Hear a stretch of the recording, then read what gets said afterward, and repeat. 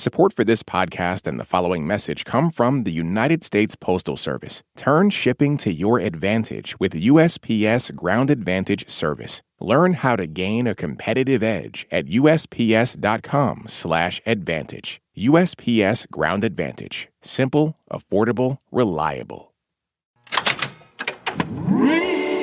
Hello, hello. I'm Brittany Luce, and you're listening to It's Been a Minute from NPR, a show about what's going on in culture and why it doesn't happen by accident.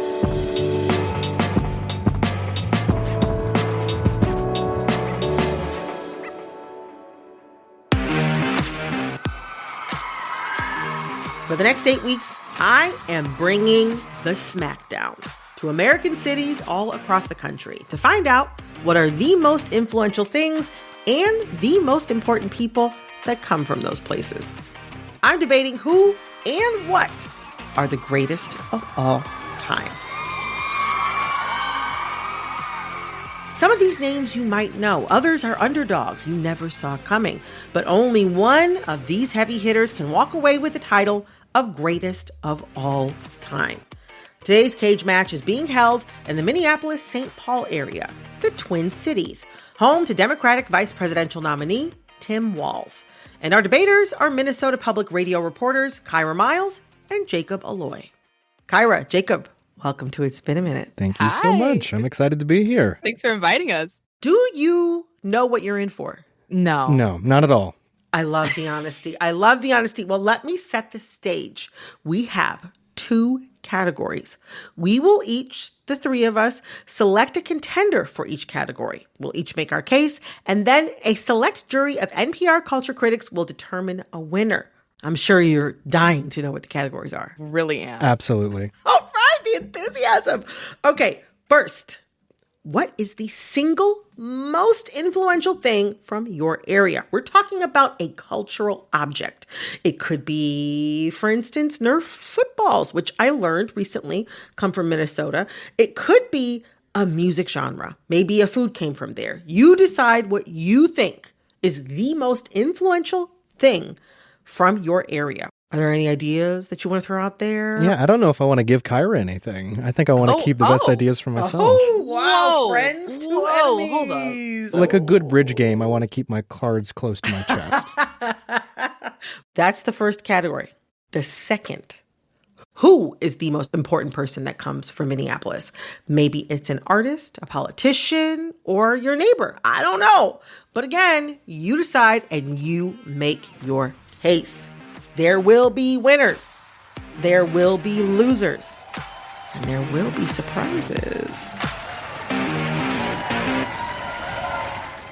Surprises or prizes? Surprises. This is, y'all know, y'all work in public radio. We do not have prizes. We have surprises. No tote bag?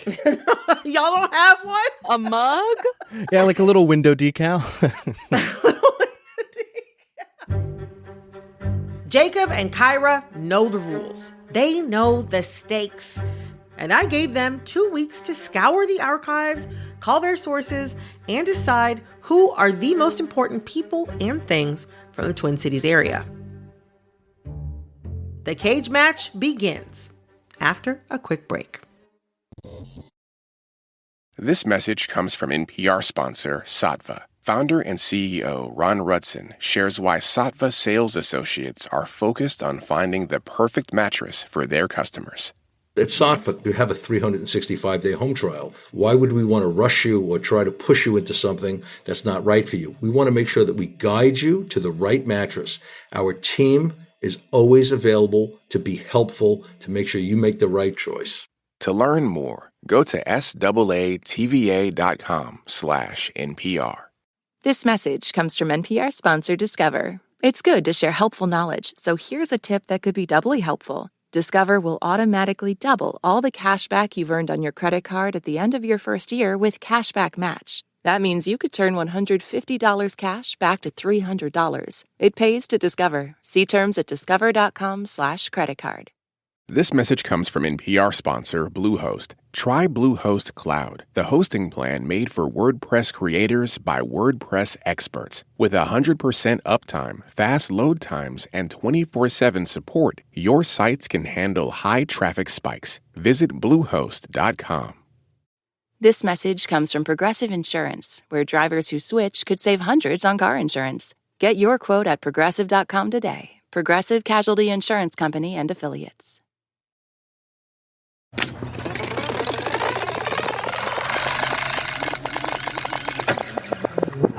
Two weeks later, it's time to debate.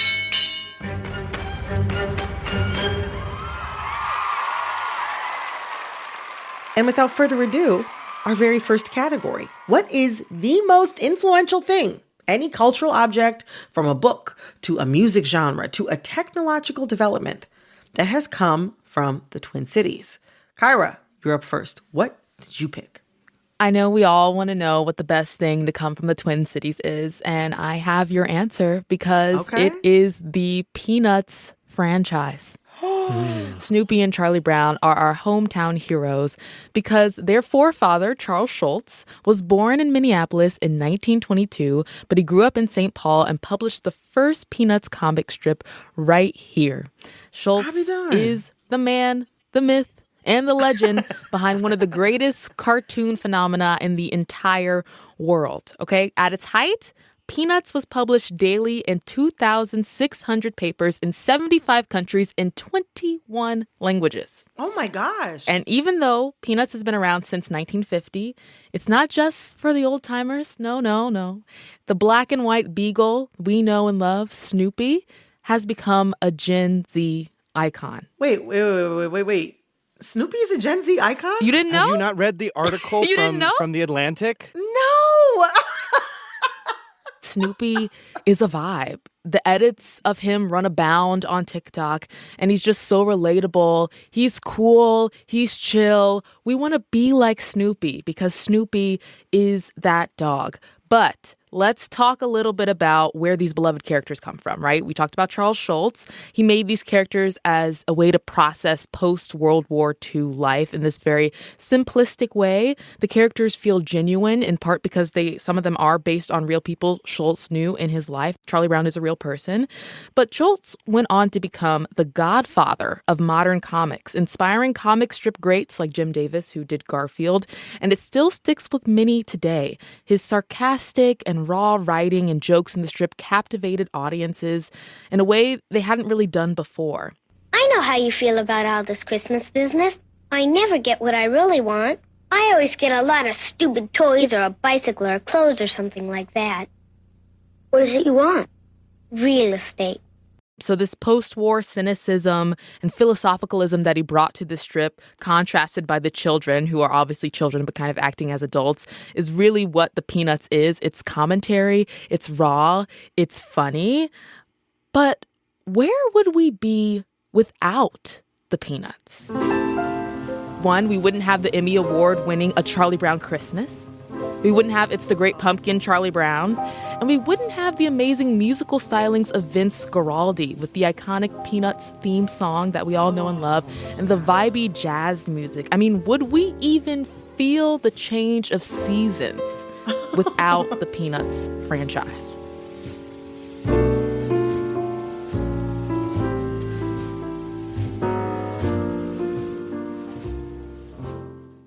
But wait, there's more. Peanuts saves lives. What? Without Peanuts, we would have less blood donation. So last year, the Red Cross did a Joe Cool t-shirt promotion. Joe Cool is one of Snoopy's alter egos. Yes. And through that promotion, they saw a significant uptick in blood donation, especially from young people. So the impact of Peanuts saves lives. Can your picks do that? So side story. The legend within my family is that my grandmother actually knew Chuck Schulz, knew Sparky. And my mother had a storyboard from one of the Charlie Brown specials that she ended up gifting to her elementary school teacher because she was so influential in her life. So I am a Peanuts family. My case, I rest and it. Yet, I have something that I think will give Chuck Schultz, good old Sparky, a run for his money. I'm like, you're going beyond sportsmanship over here. You are helping Kyra literally make her argument. I'm so confident in my pick that I will give Kyra every opportunity possible to make her argument stronger. Oh, it's like because that. I'm so confident. Oh, wow. Yeah, it's like okay. Well, Jacob, I'm ready to hear what you're bringing to the table, okay? Me too. So without further ado, let's let the bloodletting begin, okay? Jacob, what do you think is the most influential thing from the Twin Cities? Brittany, let me tell you about Dayton's department store. Oh. Okay? Okay. Dayton's department store has given us a governor, has given us a senator. What? Has given us climate-controlled shopping centers, and above all else, it has given us Target. We're aiming a little bit higher, higher than all the rest. We're aiming higher at Target, 'cause we want you to be our guest. Or, as it's locally known, Target Boutique. And where else can you walk into a place where you not only find what you want, but leave with what you need? Dayton's department store was founded in the early 1900s in Minneapolis. It was one of the first of its kind and really defined what a department store looks like. Dayton's was this big, fancy corner store in Minneapolis with different departments and tons of different areas of things to get. You could find appliances, you could find clothing, you could find tools. And of course, it would then go on to be the precursor to Target. What? With a revenue last year of over $100 billion and a net worth of over $60 billion, Target has over 2,000 locations. It has expanded into other countries. It is also the Dayton's Corporation, which is the precursor to the Target Corporation, is the family that Mark Dayton comes from. Now, Mark Dayton was a governor from Minnesota, was the governor actually directly before Tim Walz, who, of course, Americans now know as Kamala Harris's running mate. And he was also a U.S. Senator prior to that.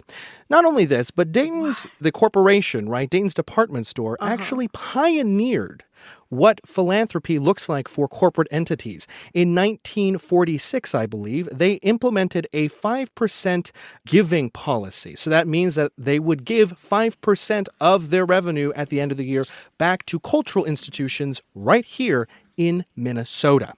And sure, some may look at it and say it is late-stage capitalism. And that is, of course, a fair argument. But to paraphrase many American politicians, the American dream is to have a chicken in every pot. And I ask you, where else can you buy the chicken and the pot? Oh, Jacob, that is another great contender. Oh my gosh, that is good. I'm not gonna good. lie. It's great. I liked. It's great. I like Target. Me being from the South originally, I'm a Walmart girly though, so I have to say that I think Walmart maybe has done more in terms of the consumerism argument you want to bring up. But did Dayton's create the shopping mall? Because Dayton's, the department store, was the original creator of the shopping mall. It created Southdale in Edina, which is the first indoor climate-controlled shopping center. So it actually also influenced how we shop entirely, right? The idea of an indoor climate-controlled mall came from Dayton's. But what is a shopping mall without things to shop for? You know? Yeah, Dayton's. Dayton's had everything exactly. you needed. What Target has everything and you what need. is in there? Peanuts merch. Yeah, I guess. Peanuts yeah, merch. Yeah, the weird end cap in like the discount section of the toys. Oh, I thought you just said you're from a Peanuts family, Jacob. I love peanuts, but come on. Every Christmas, Target has a Peanuts line ready to go. But all right. who Well, all right. kickstarted it? Who kickstarted it? I'm going to go ahead and cut in right between y'all right here. Oh my gosh. I don't have any children, but now I feel like I understand how my mom felt when me and my younger sister would be fighting in the backseat. I'm like, I'm going to get right in between you two. Because we still got more things to talk about, but oh my gosh, you have both presented some very good picks. Well, the thing that I found that I think is the most influential thing from the Minneapolis-St. Paul area is something I think probably most people have tried and many people love. It is estimated that 186 million Americans used them in 2020. They're used to celebrate something that every human on the planet has, a birthday. And they categorically changed how people in the kitchen thought of their role in the baking process. I'm talking, of course, about boxed cake mix. There's something new and exciting in the Betty Crocker kitchens. And here's Betty Crocker herself. And this is what we're so excited about, my new marble cake mix. Now, boxed cake mix was originally invented in the 1930s in Pittsburgh, Pennsylvania, but it was General Mills in Minneapolis that really shot the thing into the stratosphere. A little backstory here. Originally, boxed cake mixes included dried egg. All you had to do was add water. It's important to note that today's cake mixes, you have to buy your eggs separately. This is very important because that original recipe was a hit, but after the novelty wore off, sales of the product started flatlining. Enter General Mills. The flour company wanted in on the cake mix game, and they hired a psychologist, Ernest Dichter, to investigate why housewives in particular were less interested in buying them. The reason, this is my favorite fun fact, housewives felt like they weren't contributing enough to the baking process. It's part of the fun of baking. You crack a few eggs. You feel like you're like, I was about to say Chef Boyardee. That's not a good example, actually, of somebody who's bringing a kitchen. But you want to feel like you're really doing something, So to solve for this, General Mills removed the dried eggs from the original mix, requiring at least a teeny bit of effort in the baking process. When you make a cake from a mix, which do you want? A fresh egg cake or a cake made with dried eggs? For higher, lighter, tastier cake, why, fresh eggs, of course. But remember, all cake mixes are not alike. Betty Crocker cake mixes are different. They call for your eggs, added by you at home. I will say the one thing about your argument is that it's based on the fact that people have to do work to get it. As opposed to going to Target to buy a Peanuts-themed birthday cake. Oh, wow. Like, do those even exist? That's crazy that you can find both those things in Target. No one is choosing box mix over a real cake. I will also say, actually, interesting enough, so Betty Crocker, right, which is a General Mills brand, and is one of these cake mix icons, right? She was actually an ad exec's idea, right? Yeah. But funny enough, actually, there's actually a musical locally that was produced called I Am Betty, and it's kind of about the history of like how Betty Crocker became this icon despite not being a real person. But is there a musical about Target? There's one about Charlie Brown. There's one about Charlie Brown. There's one about Betty Crocker. There's not about Target. But that's okay. Target can sell the merch. Although I will say, as much as I do in my heart of hearts want to support your argument, Jacob, I actually think it's for the best that there's not a Target musical. Right? I think we're doing fine in society without a Target musical. Talk about a Target musical. I don't even know what they would do. Anyway.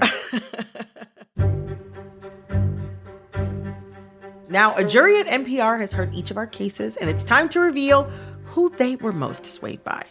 The NPR Select Jury has declared that Jacob has picked the most influential cultural object to come from the Twin Cities, Dayton's. Jacob, who are you dedicating this win to? I want to dedicate this to all of the hard-working team members and associates and folks on the ground in our department stores and in our grocery stores. I want to dedicate it to all the people who are working in places like Dayton's, like Target's, like Walmart. I want to dedicate this win to them because they're actually on the ground making it happen. They're checking us out. They're getting our shelves stocked. Thank you for all you do. Oh, I love that. That is beautiful. That is beautiful. Congratulations. One category down, one to go. When we get back, we're debating who is the most influential person to come from Minneapolis. Still no prizes, but lots of surprises. After a quick break. This message comes from Progressive Insurance, where drivers who save by switching save nearly $750 on average. Get your quote at Progressive.com and see if you could save. Progressive Casualty Insurance Company and Affiliates. National average 12-month savings of $744 by new customers surveyed who saved with Progressive between June 2022 and May 2023. Potential savings will vary. This message comes from NPR sponsor Mint Mobile. From the gas pump to the grocery store, inflation is everywhere. So Mint Mobile is offering premium wireless starting at just $15 a month. To get your new phone plan for just $15, go to mintmobile.com/switch. Support for NPR and the following message come from Amazon Business. Everyone could use more time. Amazon Business offers smart business buying solutions so you can spend more time growing your business and less time doing the admin. Learn more at amazonbusiness.com. This episode's sponsor is Carvana, which offers the following message. Whether you're looking to sell your car in a hurry or thinking about parting ways with your trusty ride, Carvana is the convenient way to sell your car. Go to Carvana.com to get an offer for your vehicle in seconds. All right, it's time for our next category. Who is the most important person to come out of the Twin Cities? Maybe it's your mom, a politician, or an artist. Jacob, who did you choose and why? So, have you heard of a gentleman by the name of Dave Arneson? No. No, right? Okay. I expected as much. So Dave Arneson was born in Hennepin County in 1947. He attended high school in St. Paul, where he developed a love and fascination for war games and military simulation games. Okay. And on a chance encounter, he goes to Wisconsin to a war game convention, right? And this is like people who like put out like little miniatures on like a board and like, you know, roll some dice and like move things around and like they recreate battles, right? So at one of these conventions, he meets a gentleman who is perhaps more well known by the name of Gary Gygax. Now, do either of you know who Gary Gygax is? It sounds kind of familiar, but I don't know. So I'm with you, but I'm with you. But all the people in a very particular subset of America, I would say the world, just went, oh my gosh, Gary Gygax. So Gary Gygax introduces a game that he's been working on to Dave Arneson. Mm-hmm. And he says, hey, I've been working on this thing. Do you mind play testing it, trying it out with some people, and then telling me what you think? Dave Arneson tests out Gary Gygax's game, and he finds that he wants to imbue this battle-focused game with more role-playing. Things that happen off of the battlefield. Oh, my gosh. And from this collaboration, Dungeons and Dragons is born. By some accounts, it is Dave Arneson who really was the one to say there should be more role-playing invested in the game of Dungeons and Dragons. The first collaborator, the first playtester, and the co-creator of the game. From this collaboration, Dungeons and Dragons is born. And there is some drama over, what happened in the following years. Gary Gygax founds TSR, which is the original publisher of Dungeons and Dragons. And Arneson is not on the initial employee list, but he does get some of the royalties for his contributions. Oh. Eventually, he is hired on as the creative director, but was pushed out the same year in 1976. There's some legal battles that I won't get too much into, but suffice to say, Arneson's name still appears on every edition of Dungeons and Dragons to this day. Every edition. Where would we be without Dungeons and Dragons for the landscape of tabletop role-playing games of all kinds, right? Pathfinder is a direct competitor to it and was born out of the third edition of Dungeons and Dragons. We have tons of like indie small ones. One of my personal favorites is called Fiasco. It's like a movie-making one. And also D&D itself is at a popular high right now. The live play show Critical Role has been adapted into an Amazon Prime series that just had its third season announced. Right. Brittany, I know that you have interviewed Sam Reich of the media company Dropout. Yeah. Their show, Dimension 20, sold out Madison Square Garden. And it was just people playing Dungeons and Dragons. Dang. And movies like the D&D movie from last year, the reboot of Willow, TV shows like Stranger Things, Adventure Time, Futurama, they've all relied heavily on Dungeons and Dragons for inspiration.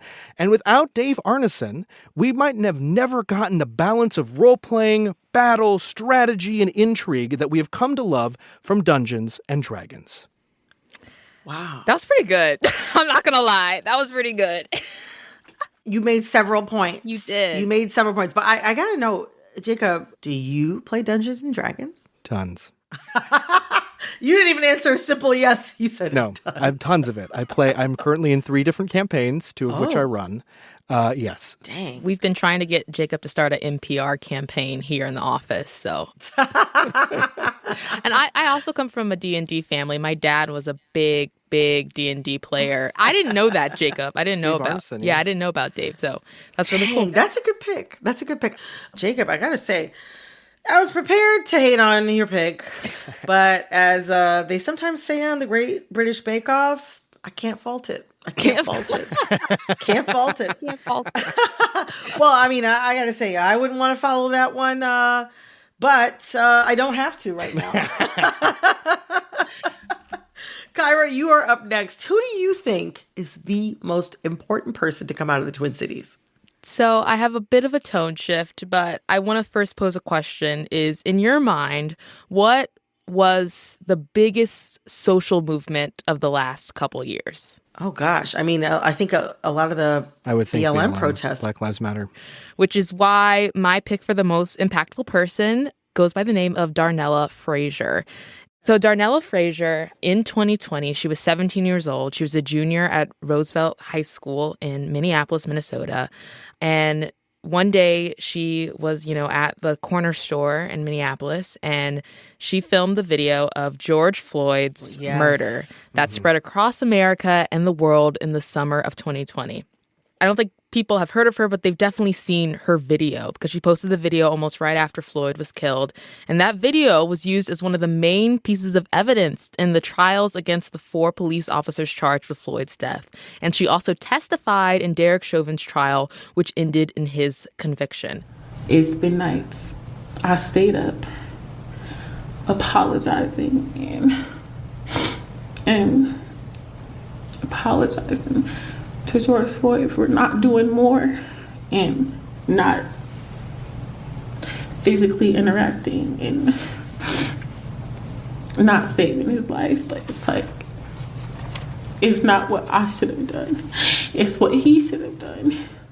She received a special award from the Pulitzer Prize Board in 2021, and rightfully so. From this video, we get the "I can't breathe" slogan and battle cry that was used during the Black Lives Matter protest of the time.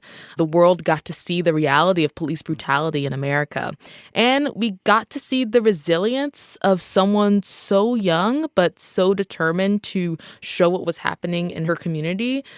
She said she was traumatized, but without her, we wouldn't have had this reckoning. And she knows that too. She said before that she knew she had to film it because she didn't think anyone would believe her if she didn't. She's still here in Minnesota. She's 21 now. She's kind of laying low. She's living her life. But from her, we can learn what impact a 17-year-old kid can make on the world. So I think that a vote for her is a vote for bringing hard truths to light. And I know y'all are journalists, so you can't really refute that. That is a fabulous choice. Really, one of the truly. reasons why I got involved in journalism was watching Omar Jimenez get arrested on TV, on CNN, covering the uprising and the protests here in Minneapolis. And so, excellent choice. Great choice. Great choice. I know I just said I wouldn't want to follow Jacob, but now, Kyra, I know I don't want to follow you. But I do think that I have a very good case to make, albeit quite different. I think that the most influential person from the Twin Cities is none other than Prince Rogers Nelson, a.k.a. Prince. We both didn't pick that because of how basic it was. Basic! Let's talk about basic. Let's talk about basic. Not a bad thing. No, Prince himself isn't basic, but the pick is a But the little pick basic. is because it's obvious. I am somewhat shocked that neither one of you chose him because the pick would be quote unquote basic. But let's get into how basic this pick is, okay? We're talking about a man who, after he passed NPR, National Public Radio, okay, the voice for the people, NPR lit up its building in all purple for the musician. But let me tell you why I think he's the most influential person from the Twin Cities.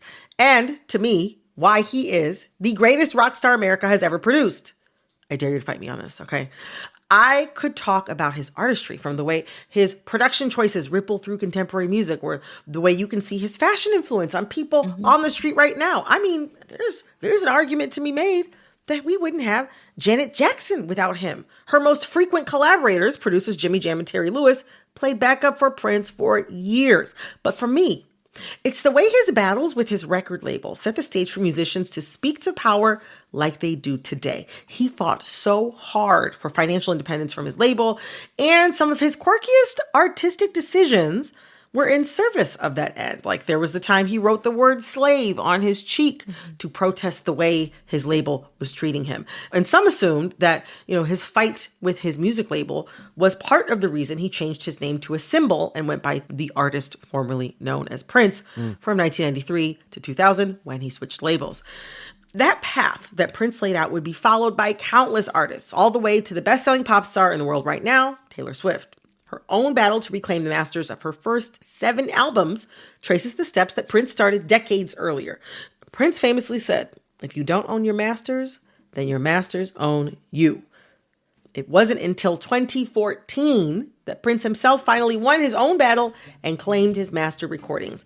And that same year, he performed a song at his estate, Paisley Palace in Minneapolis, called "What's My Name?" Tell me what's my name. Tell me what's my name. Tell me what's my...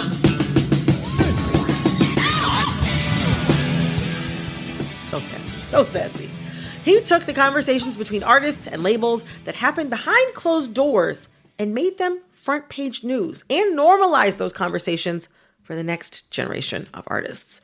And that mission is why he stayed in Minneapolis. It's why he built his own studio there and why he's my pick for the most influential person to not just come from, but truly love the Twin Cities.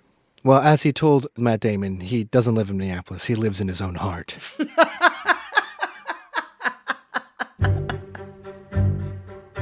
All right, so we have all selected our fighters. Jacob, you chose Dave Arneson. Kyra, you went with Darnella Frazier. Very good pick. And I chose Prince Rogers Nelson. The NPR Select Jury has voted, and they decided, based on our arguments, that the most influential person to come out of the Twin Cities is Darnella Frazier. Kyra, congratulations. You are in.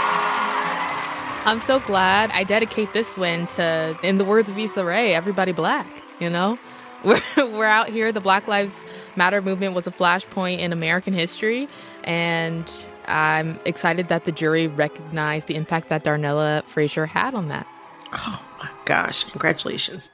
And thus concludes the GOAT Games for this week. Kyra, Jacob, thank you so much for teaching us all about the amazing things that have come from your neck of the woods. Thank you so much, Brittany. It's a real pleasure. This was awesome. This was fun. I learned a lot too. I'm so excited. That was Minnesota Public Radio's early childhood reporter, Kyra Miles, and arts reporter and critic, Jacob Alloy. Next Tuesday, I repeat, next Tuesday, in this podcast feed, we're headed to our next city, San Francisco, California, to debate what are the most influential things that have come from the Bay Area. And I know what you're thinking. You think it's the iPhone, but you'd be wrong. My pick is far more complex. You might even say full-bodied. Listen to the Bay Area Smackdown next Tuesday, wherever you get your podcasts. This episode of It's Been a Minute was produced by Barton Girdwood, Alexis Williams, Liam McBain, Corey Antonio Rose. This episode was edited by Jessica Placzek. Our executive producer is Jasmine Romero. Our VP of programming is Yolanda Sanguini. All right, that's all for this episode of It's Been a Minute from NPR. I'm Brittany Luce. Talk soon.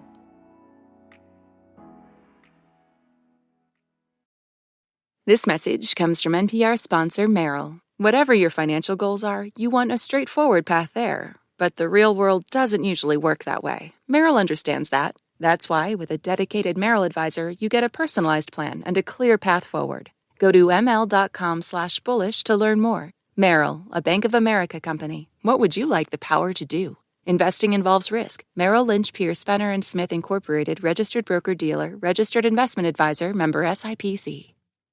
This message comes from NPR sponsor Capella University. Capella's programs teach skills relevant to your career, so you can apply what you learn right away. See how Capella can make a difference in your life at capella.edu.